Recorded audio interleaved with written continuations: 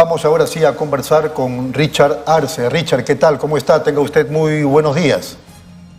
Rodolfo, ¿cómo estás? Un gusto como siempre poder dialogar contigo. Qué gusto, Richard. Bueno, estaban criticando, digamos, la cuestión política, particularmente por el comportamiento de Sigrid Bazán, ya que no ha sabido explicar sus bienes de tal forma que el Ministerio Público le acaba de iniciar una investigación, pero también se le ha criticado a Isabel Cortés, a Chabelita, la congresista, por aparecer en Palacio de Gobierno, recibiendo una medalla, apapachándose con nuestra presidenta Dina Boluarte. Y entonces por ahí alguien dijo, pero ¿por qué se desesperan? ¿Por qué ponen el grito en el cielo, etcétera? Sí, Richard Arce también apoya un gobierno que tiene en sus espaldas unos 60 o 70 muertos en las manifestaciones. ¿Qué tendría que decir sobre eso, Richard Arce? Ante todo una precisión, ¿no? Porque también dicen que soy funcionario, que tengo una orden de servicio, que tengo un carguito, tengo una función en Palacio de Gobierno, en el gobierno, en alguna instancia del Estado, lo cual es absolutamente falso. Hay gente que evidentemente discrepa conmigo, pero va a otro nivel y pretende descalificar y no entienden el comportamiento que uno puede tener en una situación crítica como la que vivió el país en la conflictividad social. Qué fácil para los políticos en esa circunstancia era desaparecer, ¿no? Hacer la política del avestruz, ¿no? Esconder la cabeza en el momento crítico. Yo recibí una llamada personal de la propia presidenta y lo que hice fue anunciarlo públicamente, que me estaba invitando a una reunión para que pueda opinar como experto en la conflictividad social. Y participé en ese espacio y traté de darle algunas sugerencias que evidentemente después no se aplicaron, es más que notorio. Entonces, si tú das una opinión, si tú expones una posición y no están de acuerdo, ¿cuál es lo correcto? Simplemente te retiras y te puedo ser infidente, porque eso además ha sido público, ¿no? Ha habido la oferta abierta para asumir responsabilidades muy importantes en este gobierno, pero no las acepté porque justamente si no estamos en la misma línea y en la misma visión de querer salir de la problemática bajo una estrategia y más bien están con otra posición de lo que es abiertamente expuesto en el caso de la posición del premier Otárola, evidentemente lo que corresponde es dar un paso al costado, ¿no? ¿Qué cargos le ofrecieron? ¿Qué cargos le ofrecieron? No, cargos muy importantes, ¿no? Por eso, pues, ha sido de público conocimiento desde el premierato para ser jefe de gabinete y es muy interesante. Yo le agradecí de sobremanera el gesto político, me parece muy importante. Muy bien. Pero también tuve la capacidad para poder analizar de que si proponemos y no hay el espacio para poder desarrollar esa estrategia, evidentemente no es el momento para encaminarlo, ¿no? ¿Merece ser criticado o no Isabel Cortés por recibir esa condecoración de la presidenta? Justamente a eso quería llegar, y para terminar nomás el caso mío, ¿no? Yo lo reto públicamente, y es bueno que me hayas hecho la pregunta, porque ya en el Twitter es permanente la acusación, ¿no? De que yo percibo un ingreso, de que tengo un trabajo, de que me he favorecido en algo.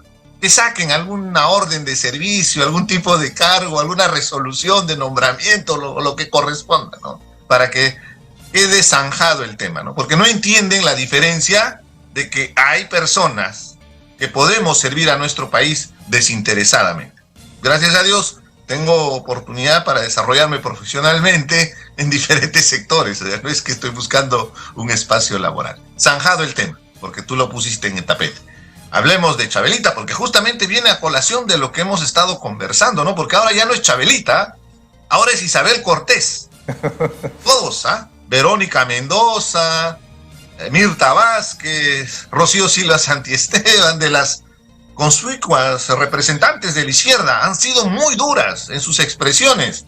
Por el gesto, yo entiendo bien que es una actividad protocolar. Sé que cada 1 de mayo, todos los años, se hace una condecoración a personas que tienen actividad relacionada a la defensa de los derechos laborales. Y tengo entendido que Chabelita fue condecorada en su condición de dirigente de las trabajadoras de limpieza, que ella justamente preside y que ha sido el sector que le ha encumbrado al poder. A mí lo que me indigna es la forma como han salido furibundos a descalificarla, ¿no? Y inclusive a vamos a ser claros, te invito a leer mi artículo del día de hoy en Perú 21, donde claramente hablo de acoso político. Y el acoso político justamente es eso, cuestionar a alguien por su condición, primero de mujer, y evidentemente hacer un ataque sistemático desde instituciones. Lo han hecho con varios pronunciamientos, varias organizaciones se han pronunciado.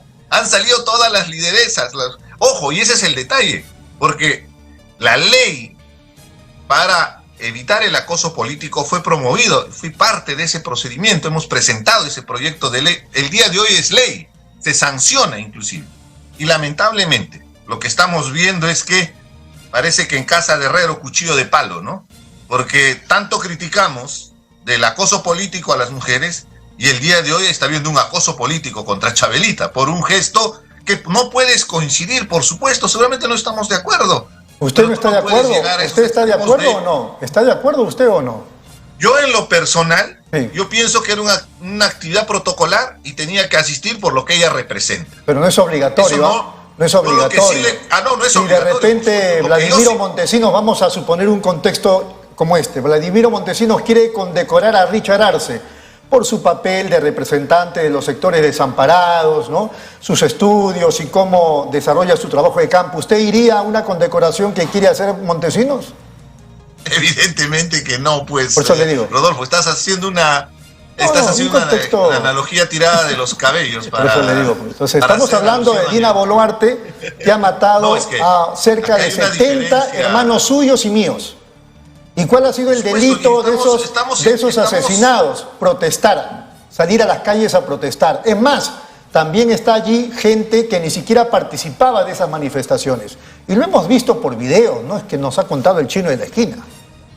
Y estoy totalmente de acuerdo contigo que se tiene que investigar, y lo he hecho y lo he descrito en varios artículos, en varias entrevistas, la necesidad de una investigación, y saludo el informe de la Comisión Interamericana de Derechos Humanos que el día de hoy acaba de presentar, donde justamente recomienda al Estado peruano que se investigue y que se haga justicia. ¿Y qué le parece ese informe? ¿Qué le parece ese informe injusto? Sí, pero cerremos, ahorita vamos a abordar, me interesaría abordar ese tema porque hay que cerrar, vamos a terminar el tema de Chabelita. A mí mi posición es que te está haciendo por otro lado, mi posición crítica es a esa hipocresía, ¿no?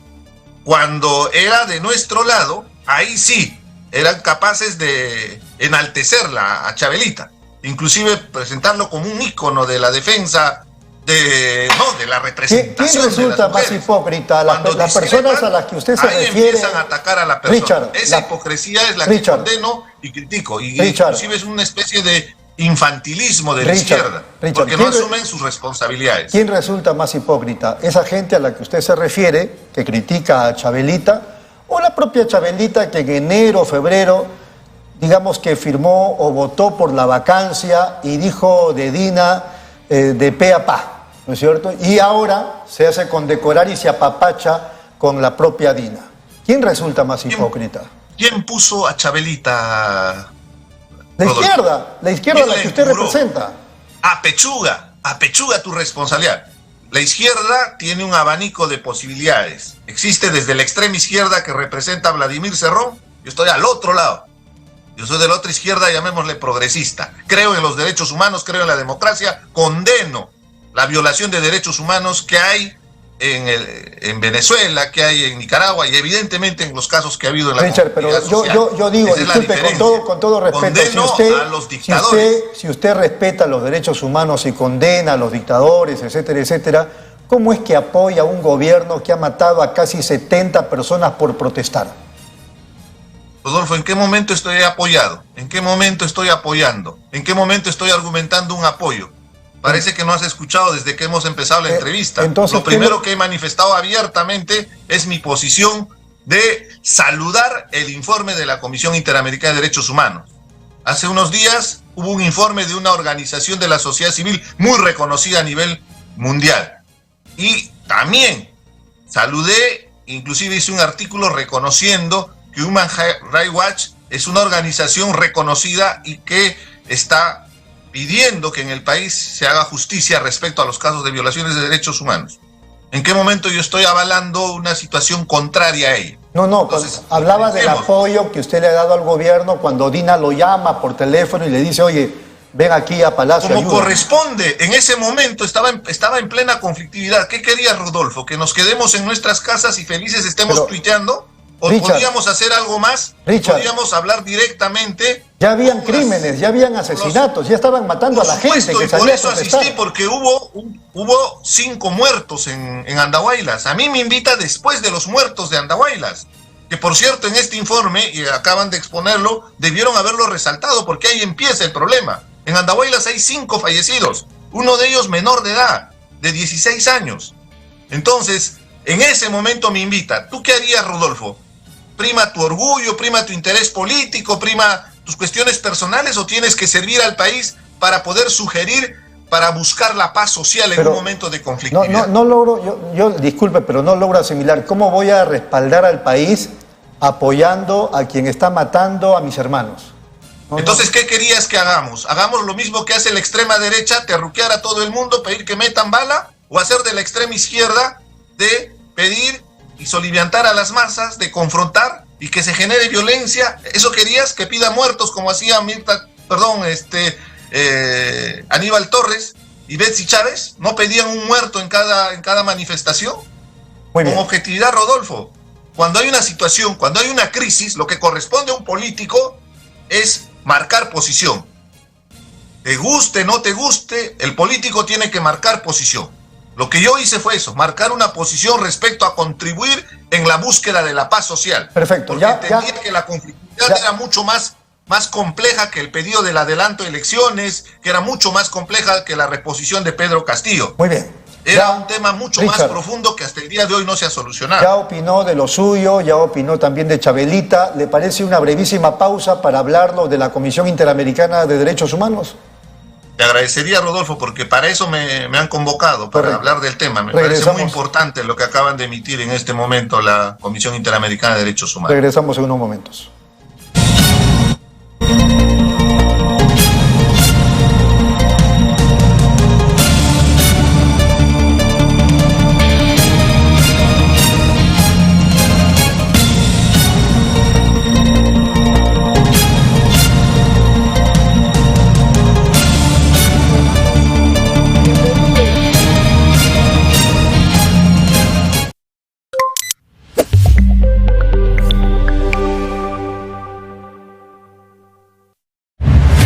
Nueva app de Derrama Magisterial.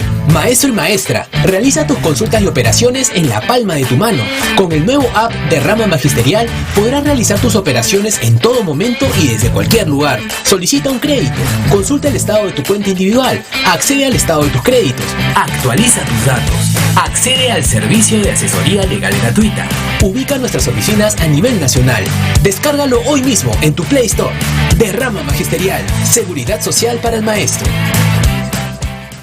¿Buscas lo mejor para tu hogar? En Plaza Hogar podrás elegir, diseñar y plasmar todas tus ideas. Todo lo que soñaste está en Plaza Hogar. Diseños exclusivos y precios sin competencia. Cómprale al Perú. Ven a Plaza Hogar. La emoción de encontrar lo mejor para tu hogar. Avenida Angamos, 1551 Surquillo.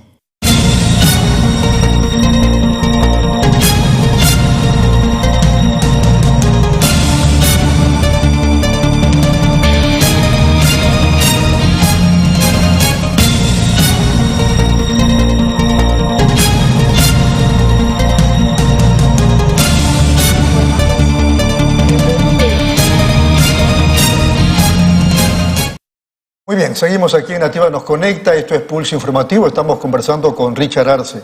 Richard, fíjese, me llegó un recorte del informe, no sé si usted ha tenido el tiempo de revisar las casi 130 páginas, me parece que tiene, pero este pedacito, no sé si usted también lo ha leído, de repente, digamos, es falso, pero en el punto 266 del informe de la Comisión Interamericana de Derechos Humanos, la Comisión dice: se registra con particular preocupación el caso de un periodista de Willax Televisión que cuestionó al director de la policía sobre por qué los agentes de la fuerza pública no estaban disparando directamente a la cabeza a los manifestantes. Y en otra ocasión afirmó que a los manifestantes los consideraba subversivos y entrenados para matar. Ahora sí, su apreciación, Richard. Lo primero es que saludo el informe. Estuve escuchando muy atento la presentación que hicieron esta mañana.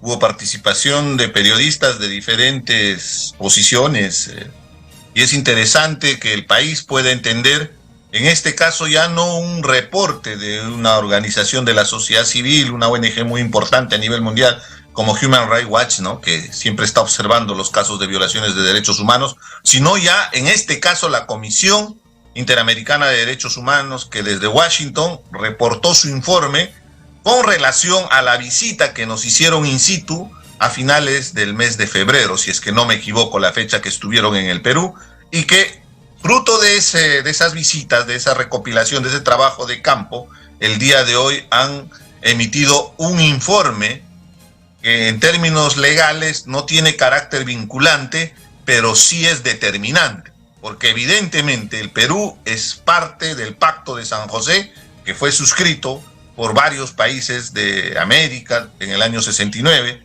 y a fines de los 70 el Perú se suscribió justamente al Pacto de San José de Costa Rica y estamos adscritos justamente a la Corte Interamericana de Derechos Humanos. Número uno, lo que reconozco y valoro es que está exigiendo al Estado peruano, le exhorta, ¿no?, porque no podríamos decir exigiendo, le exhorta al Estado peruano que se haga justicia en cada uno de los casos de violaciones de los derechos humanos. Se tiene registrado hasta el momento 49 casos donde hay evidente uso de fuerza excesiva, de respuesta no proporcional a la situación que se ha vivido. Y lo segundo es que en ese mismo documento reconoce que en el Estado peruano el sistema de justicia es suficientemente capaz de hacer las investigaciones.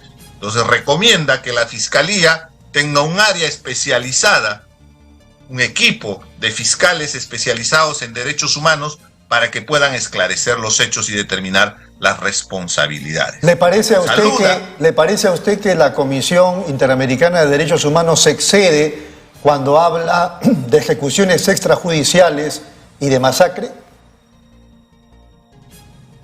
Hay que ver caso por caso, hay que analizar con mucha objetividad. El término de masacre es un poco exagerado desde mi punto de vista.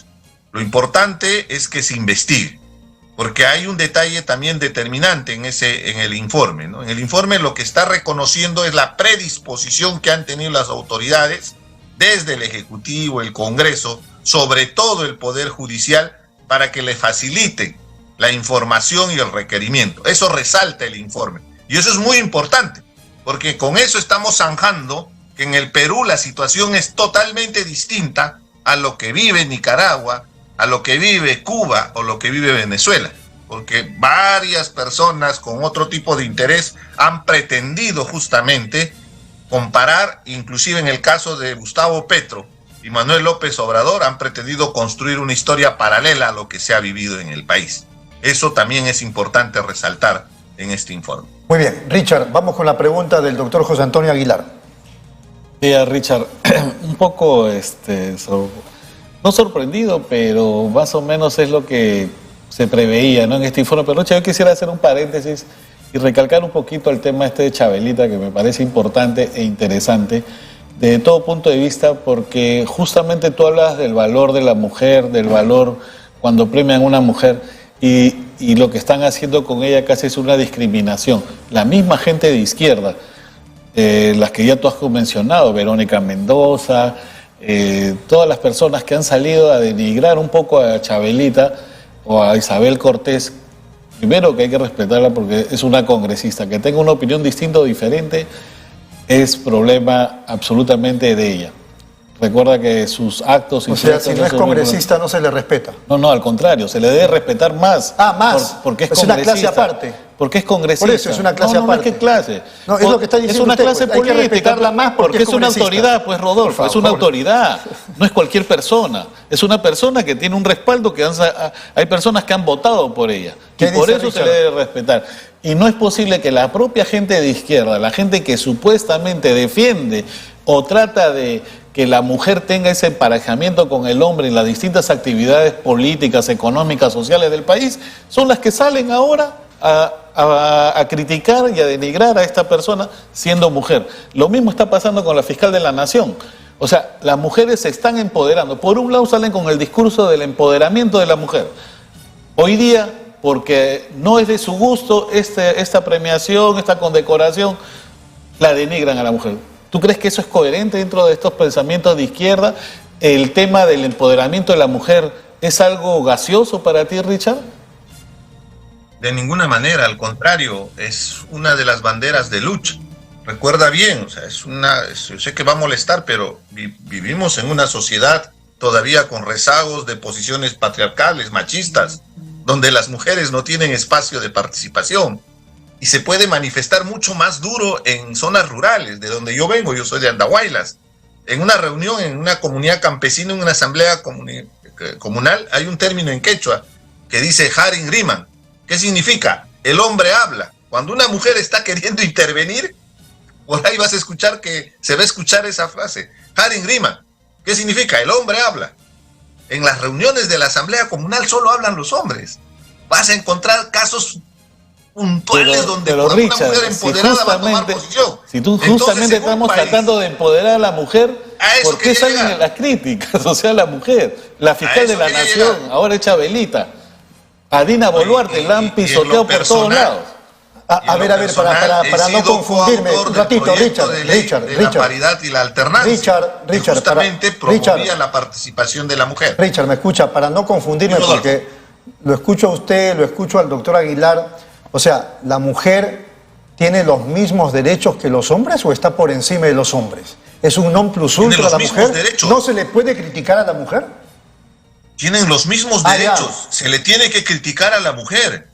Lo que tenemos que diferenciar es que en nuestra sociedad el hombre tiene más oportunidades y más ventajas de participación política. ¿Ya? Y puedes ver en el resultado último electoral de las elecciones regionales y municipales. Eso que ya está funcionando la ley de paridad y alternancia, que obligaba que, por ejemplo, los partidos políticos, si se presentaban a 20 regiones, tengan 10 candidatos a regiones mujeres y 10 candidatos a regiones varones. A pesar de eso, ¿cuál ha sido el resultado electoral? Son varones los que ganan las elecciones. Entonces, ¿qué busca la ley de paridad y alternancia? Incentivar la participación de la mujer. En ese contexto hay una estrategia machista que se llama el acoso político, que es otra ley que hemos promovido. ¿Le da la impresión que también hay un acoso político contra Sigrid Bazán? ¿O ahí no? Sí, también, por supuesto, contra Sigrid Bazán.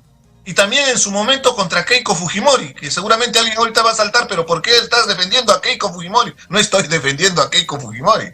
Porque lamentablemente en nuestro país a sacar de la izquierda, Richard. No, pero no hay que ser abiertos y objetivos. Y en su momento también se le ha atacado a Marisa Glave cuando se logró justamente el proyecto de la paridad y alternancia y se dio un abrazo con Luz Salgado. Se armó todo un escándalo en la izquierda, cuando lo único que estaba haciendo era un gesto de respeto, porque se apoyaron en ese momento, Richard, para que se pueda tener la votación. Richard, ¿tú también crees? Los votos de los fujimoristas, 73 fujimoristas necesitaban sus votos para poder lograr la aprobación de esa ley. Richard, entonces tú también crees que la revocatoria, los actos políticos contra Susana Villarán también fueron de ese tipo? A ver, diferenciemos, diferenciemos. No sé, pues pregunto. Bajo el paraguas del acoso político podrían aparecer casos donde hay involucramiento con temas de corrupción y decir que me están haciendo acoso político y no me permiten participar. A mí me ha pasado en el Congreso, recuerdo bien muchos debates en las comisiones, donde las mujeres que confrontaba abiertamente, sobre todo del fujimorismo, me han dicho en plena sesión, me está ofendiendo en mi dignidad de mujer, cuando lo único que estaba haciendo era confrontar y denunciar las trapacerías que hacían para proteger a los cuellos blancos del puerto. Recuerda bien a Inostroza, a toda esa gente a Ríos, a todos estos magistrados involucrados en esta red criminal, ¿no? de la administración de la justicia. Entonces, seamos ponderados, o sea, no nos parcialicemos, ¿no? Porque yo entiendo bien que la defensa de los derechos de la mujer coinciden cuando son de mi sector. Pero si es del opositor, ahí sí no me importa. Bueno, es clarísimo. De la misma manera los derechos humanos. En el informe que ha emitido la Comisión Interamericana de Derechos Humanos, muy importante lo que ha mencionado respecto a la violación de los derechos humanos. Pero también ahí se tiene que resaltar que hay 6 soldados muertos, hay un policía que fue quemado vivo, que también se tiene que investigar. Hay más de 600 policías heridos, muchos de ellos con lesiones que van a quedar de por vida, porque una guaraca es un arma que te puede matar. A veces es mortal. Entonces hay que ver con objetividad qué es lo que ha sucedido. Muy bien. Y otro detalle, Rodolfo, para que a ver, de repente no te molestes o te piques. El informe de la Comisión de la Verdad, perdón, el informe de la Comisión Interamericana de Derechos Humanos taxativamente dice que Pedro Castillo hizo un golpe de Estado y que él no tenía las competencias para cerrar el Congreso, para intervenir en el sistema de justicia, y que la comisión ha saludado ese día la institucionalidad que existe en el país para poder revertir esa pretensión golpista de Pedro Castillo. Entonces, queda zanjado, espero que el día de hoy quede zanjado para Gustavo Petro, quede zanjado para Manuel López Obrador y para varios adeptos que creen que Pedro Castillo ha sido una humilde víctima y que le hicieron un golpe de Estado. El que hizo el golpe de Estado se llama Pedro Castillo. Muy bien. Richard, ha sido muy amable. Muchas gracias. Un abrazo. No, gracias como siempre, Rodolfo. Dispuesto a dialogar como siempre. Es muy interesante la conversación y el debate. Muchas gracias. Un abrazo.